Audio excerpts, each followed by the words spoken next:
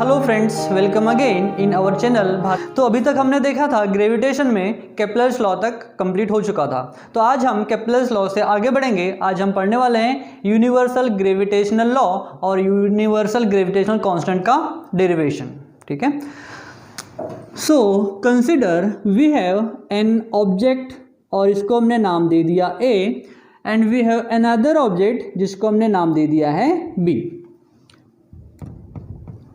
Consider the mass of object A is m1 and the mass of object B is m2. So according to the universal law of gravitation, the force is directly proportional to product of their masses. So product means it is the multiplication of mass of both objects, that means m1 into m2. And another statement of universal gravitational law says force is inversely proportional to the square of distance between them. So it is the square of distance. So it is the distance from the center of both the object. Okay, so here it is equation number 1 and it is equation number 2. So we can combine equation 1 and 2. We will get new equation that will be F is directly proportional to m1 into m2 divided by d square. So that will be the new equation. Here we have proportion sign. तो हम क्या करते हैं, जब भी proportion का sign आता है तो हम उसको इक्वल में कन्वर्ट करेंगे, और जब भी हम इक्वल में कन्वर्ट करते हैं तो कांस्टेंट लगता है। सो हम इसको और ऐसा भी लिख सकते हैं, the force is equals to constant into m1 into m2 divided by d square. This constant is represents as capital G. It is universal gravitational constant. It is universal gravitational constant. Therefore our formula will become F equals to G into m1 into m2 divided by d square. We know the value of G is G equals to, it is 6.67 into 10 to the power minus 11 Newton meter square per kg square. Okay, so you have to remember this value because it is going to use in your gravitational numericals. तो हमने इसका derivation part 1 जो हमारा first video था उसमें हमने देख चुका है। प्लीज डेरिवेशन यहाँ पर आपको जो दिख रहा है आप इसका स्क्रीनशॉट भी ले सकते हैं। तो अब हम देखेंगे magnitude of centripetal force. So centripetal force को समझने के लिए हमको देखना पड़ेगा कि यूनिफॉर्म सर्कुलर मोशन क्या होता है। तो यूनिफॉर्म सर्कुलर मोशन में हमने पहले देख चुका है कि अगर कोई ऑब्जेक्ट सर्कुलर पाथ में ट्रेवल कर रहा है और इक्वल टाइम इंटरवल में इक्वल डिस्टेंस कवर करता है, तब हम कहेंगे कि जो मोशन है वो कैसा है, uniform circular motion. Suppose it is a circular path and it is the centre of the circular path, and जो ऑब्जेक्ट है वो इस सर्कुलर पाथ के अकॉर्डिंग क्या कर रहा है, मूव कर रहा है। सो यहाँ से यहाँ तक का जो डिस्टेंस होगा वो हो जाएगा r, और जो मास ऑफ ऑब्जेक्ट को हम कंसिडर करते हैं m से, और ये ऑब्जेक्ट मूव कर रहा है along with a constant velocity called v, then we can write force is equals to mv square divide by r, where F is force acting on an object, that is centripetal force, m is the mass of object, r is the distance from center to the object, and v is the velocity of object. Okay, so this is mv squared divided by r. So now we have velocity. So what is velocity? Velocity is nothing but speed, and speed is equals to the distance divided by time taken.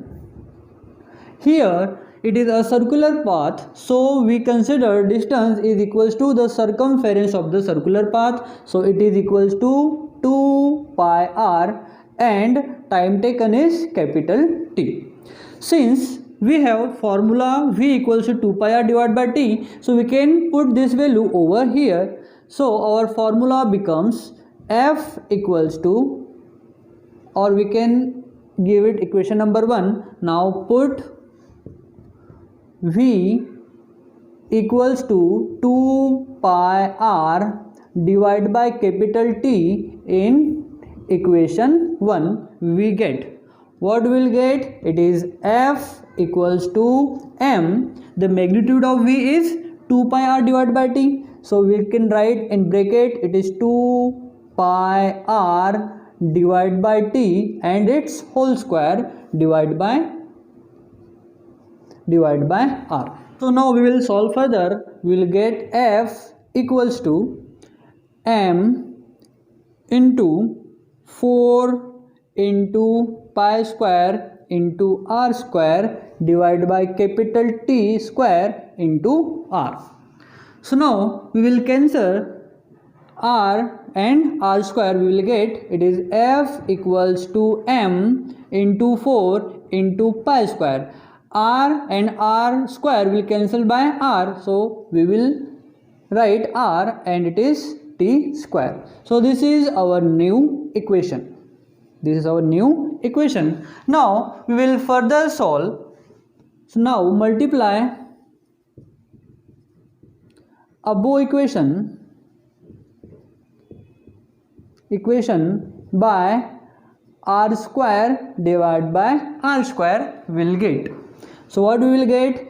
F equals to m into 4 into pi square into r square divided by t square into r square. So r and r square will become r cube. So we can write F equals to m into 4 into pi square into r cube divided by r square into t square. Here r square into t square. Now if we will see, this portion of the equation is nothing but a Kepler's third law. So we can write,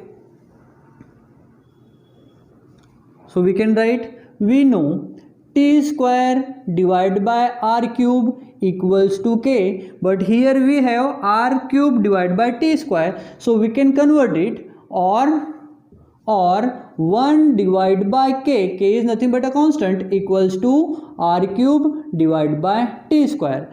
So instead of r square divided by t square, we can write 1 divided by k. Then our equation will become, therefore F equals to m into 4 into pi square divided by r square into k. This is r square into k.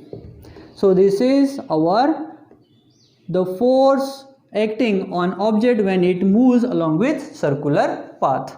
Here this portion is nothing but all constant. Mass of the planet will be constant. Pi, the value of pi is 22 divided by 7 is again constant. K is again constant. So here we can write m into 4 into pi square divided by k is nothing but constant. So we can further write F equals to constant k or constant divided by r square. So here we can see that the r square is, if we will remove this constant, then it will become proportion, inverse proportion, or F is inversely proportional to r square. So according to this equation, Newton has concluded that if an object moving along with a circular path with uniform velocity, then the centripetal force acting on an object is inversely proportional to the square of distance between them. So friends, आज के लिए इतना ही. Next video में हम देखेंगे numericals based on this formula as well as the formula derived from the universal gravitational law.